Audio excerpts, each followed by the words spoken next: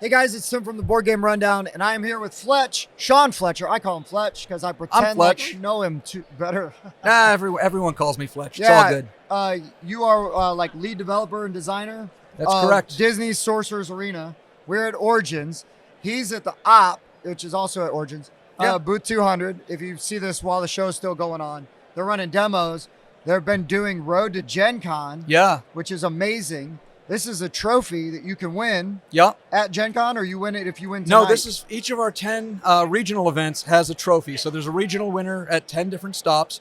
This is stop 9. We've got one more stop in Glen Burnie, Maryland in about 3 weeks, 2 weeks. 3 weeks, okay. It's beginning of July.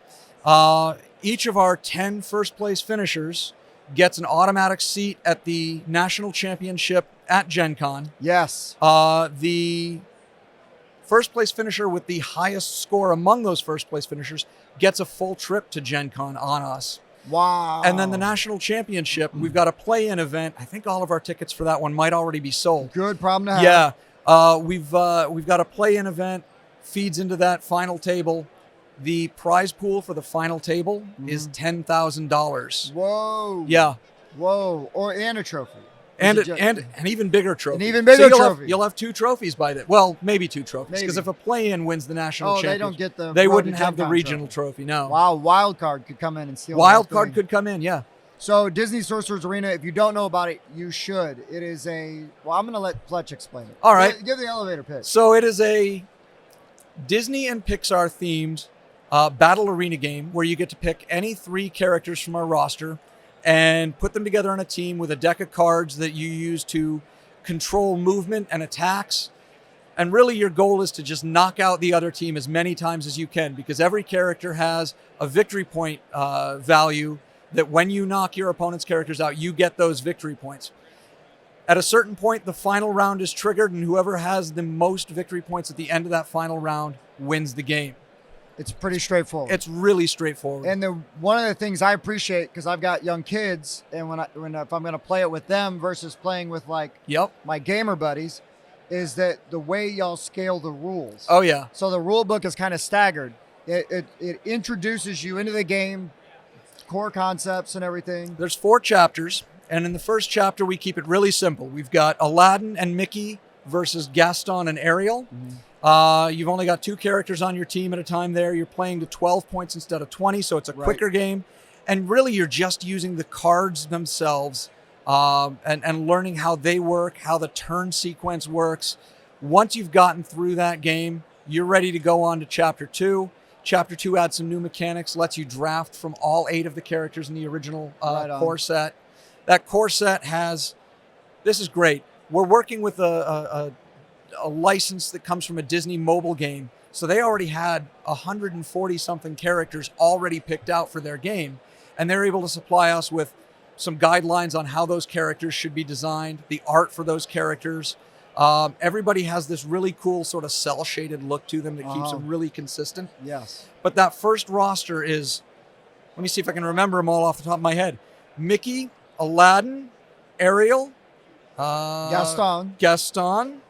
Who's Mickey, Ariel, Aladdin, Gaston. I know 2 of them so far. Sully. Yep. Maleficent. Yep. Demona. Yep. And Dr. Facilier. Yeah. Got him. So you've got enough in that core set that if you draft with a single opponent, your last pick still has meaning because there's going to be 2 left out. Yeah. You're not stuck with just, I've got the characters that Tim didn't take. Right. And then there's also enough there that you can do a 2v2 team game that's just utter chaos because characters are getting knocked out nonstop. That's the way that we play primarily. Yeah. Usually there's like 4 of us. And so we just team up. Like, okay, cool. That's awesome. And just get a bunch of guys to the table. It's just, chaos. But you mentioned the chaptered system. I digressed from that. No, it's fine. Chapter 2, you get the drafting. Chapter 3, you get these ability cards that give your characters a little bit more customization. And it adds a phase to the turn. So there's even more depth to the way you'd play out a turn once you're in Chapter 3. Chapter 4 gives you the ability to upgrade characters, which adds a whole new layer to just picking your team because certain characters use the same resources to upgrade. Yep. Meaning if you put too many characters with that same sort of underlying theme together, you reduce your ability to consistently upgrade those characters. And you may even build a team that can only get one upgraded character out of the 3. But that doesn't even necessarily. I've won without ever upgrading. Sure. Because it's like these characters just jive. Yeah, together there well are some anyways. characters. When we started our Road to Gen Con series, the meta was to put Ariel with Sully at the beginning. Sully is a tank. He can pull in attacks, prevent your opponent from attacking other characters. Ariel is a healer. So Sully says, "Come at me, bro." Right. And Ariel says, "I got your back." Yeah. And that was the meta for a little while. And then a new set came in. Jack Skellington was available. Jack Skellington can manipulate the status effects that Sully uses to keep the focus on himself. And Jack blew open that meta game and really changed it. Sully and Ariel are still good, but man, if you run into a team running Jack, it's an uphill battle. Yeah, yeah. And then, so you have, is it Thrills and Chills? No. So the first expansion is Turning the Tide. Turning the Tide. And that's Moana, Stitch, and Davy Jones. And Davy Jones's upgrade is awesome. He summons the Kraken and deals a ton of damage in one sector of the board. So your opponent, if they see this coming, they have to run for the hills. Right, right. Really does some cool things to the dynamics of board positioning. Then the second expansion, Thrills and Chills, is Jack Skellington, Mother Gothel from Tangled, and the Horned King. We went deep cut on this one. Yeah, that was the Horned King comes from the Black Cauldron. Yes. He summons Cauldron-born zombies. He is a necromancer in a Disney game. It was so exciting when we realized we could get away with this. We could do this. Yeah, and plays completely different. Adds new things to the game. Yeah. Expansion 3 is Leading the Charge. You guys reviewed that. You guys loved that set. Yeah. Buzz Lightyear, Elsa, and everyone's favorite Scar. Yeah. Scar is so cool. Scar's got a card that lets him throw his teammates off a cliff just to get some victory points for knocking them out. Yeah. It blew us away. He's treacherous. It blew us away. I loved it. And then when are you guys starting at the Ready? At the Ready. You're showing it off. We're showing it this weekend. We're demoing it here at Origins. Right. So if you want to get the preview play it here. There's even a spoiler for expansion 5. Yeah, but you gotta go find them. You gotta go check out the demo. Yeah, to see it. But this will be released at Gen Con this year. Beauty. Strong recommend. I didn't get to play it yet, but the guys were playing it earlier today, and I saw Mulan and Robin Hood on the table. Yeah.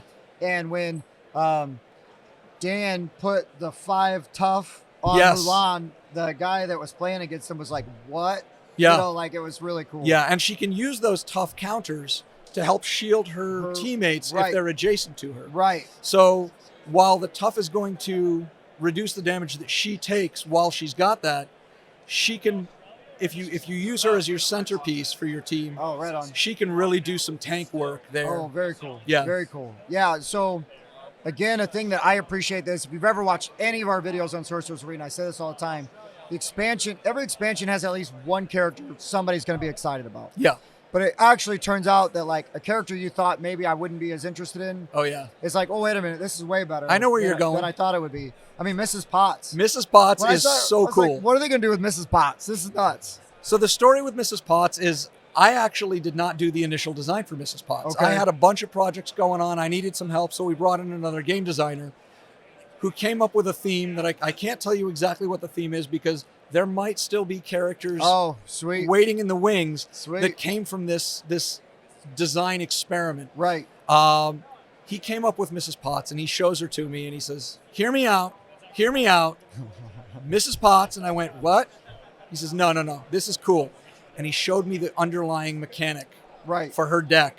And I went, wow, okay, I'm into this. We found a way to make her a really interesting, unique support character. She's only got 1 attack compared to most other characters who attack for 2. So she's never going to be your put her in the middle of the fight brute.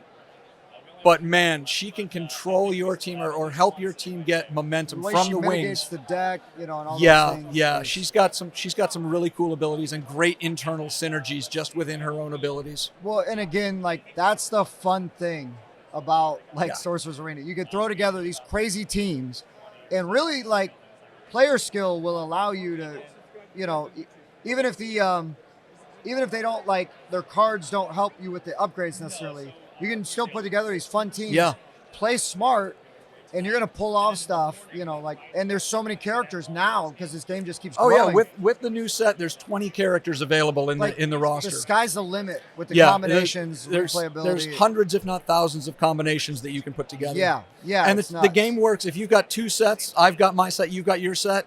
This is the way the tournament's running tonight. If I bring Mickey and you bring Mickey, the game still works. We can have mirror matches where it just comes down to raw skill. I love who's better at piloting these characters. I love it. That's so cool. That's so much fun. Yeah. So we have other videos on Sorcerer's Arena. So please check those out if any of this sounds interesting to you. I love it. I think it's super fun. So I'm just gonna ask you some questions real quick. So what's your favorite game? My favorite game, at least right now, because sometimes mine changes depending on when you ask. Right. It's same here. I love, like, my top three would probably be Magic the Gathering. Yep. Let's say Caverna. Oh yeah.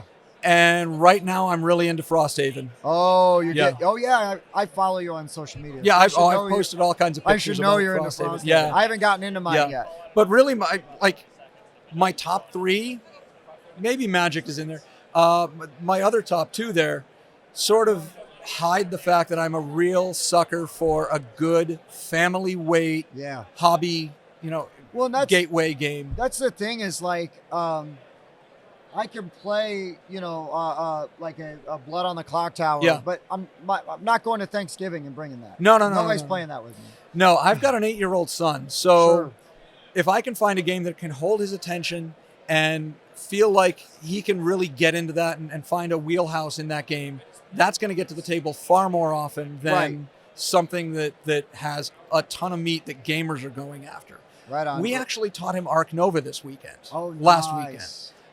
He'd been looking at it on the shelf and begging to play Ark Nova, and I finally said, okay. I learned a new way to teach this game from Pat Marino, who I work with. Oh, right. Pat taught me a whole new way to look at the getting people started. Mm-hmm. And I said, you know what? We might be able to do this with him. Apart from the attention span element, he got it. And so that might be one that gets to the table again soon. But, Barren Park, he loves Barren Park. Sure. He loves Blockus. Oh, yeah. We've played Quacks with him a number of times. Quacks and is great. He likes one Quacks. Of my favorites, yeah. So those are games that I love them for different reasons that I love Gloomhaven, Frosthaven, and Caverna. Right. Because I can share them with my family. Right. Well, yeah. And for me, it's like, if I'm getting a game played a bunch, just by default, because I'm having fun and I'm hanging out with people and I'm doing stuff. It rises to the top. And it goes up and, I don't want to play Ankh every night. Right. I love it. It's one of my all-time favorite games. Right. I don't want to play Concordia every night. Right. Sometimes I just want to chill, shut my brain off. Let's play a party game, have a good time, hoot and holler a little bit. The guys give me a hard time because I like Happy Salmon. Okay. Which is just the dumbest 2-minute game. We played it in the booth with some people. Those are what you need and sometimes. We're all loud and rowdy and having a good time. And then it's done and we can go play something else. Right. So I love games like that. And but I guess I'll tie it all back over to Sorcerer's Arena. A great thing about Sorcerer's Arena is that it's weird because it's this amorphous game that can shift from a little more accessible gateway style to then you can ramp up the complexity to make it where you have a legit, fun, medium weight strategy game that still plays pretty fast. Yeah. And you're in it. The bits are cool. The acrylics are nice. If you're playing it at a con or something or at a meetup, people will walk by and be like, oh my God, what are these? There's a fella that was at the Salt Lake City event who 3D printed his own insert and then went beyond that and made really cool little acrylic pieces to replace and upgrade all of the little cardboard, chipboard pieces that we use. Nice. And the crowd at St. Louis, it was like gravity pulling people in to see what this guy had done. It was amazing. He's here at the show. Oh, wow. And he was in the games hall last night getting together with other people who played in other events all across the country. Oh, very They cool. all have been congregating in our Discord server. So they all get to know each other. It's a great community. It's crazy because Tuesday night at midnight, I wake up and my phone is buzzing. Sure. Somebody in the community found a loophole in the game Uh-oh. that allowed them to do some crazy stuff. Oh, can this work? And Some communities will completely go like off the rails and like, Yeah. oh, this is wrong. Oh, you're wrong. I'm right. No, this community is so cool with each other that they basically did the troubleshooting for me. Nice. I know Fletch means it to work this way, but right now, the way he's got it written, it does this or allows for this. How can we figure out a way to patch that hole? Okay, now if we don't patch that hole, what Right. kind of cool things can we do with it? Right. Everyone was supporting each other and working together, and it was just great to see a community What an awesome that embraced yeah. it that way. And then these same players are getting together at events because they've had that shared experience in Discord. Right. They love the game. They're comparing their strategies. Right. Everyone is trying to elevate everyone else's game. Sure. What an awesome experience in Yeah. community. And you've done a really good job of like, cultivating that. Yeah. But it's even better when like good people get in there and do it. I love our community. There's a guy who lives like one town south of me that I know from just like random board game meetups and stuff.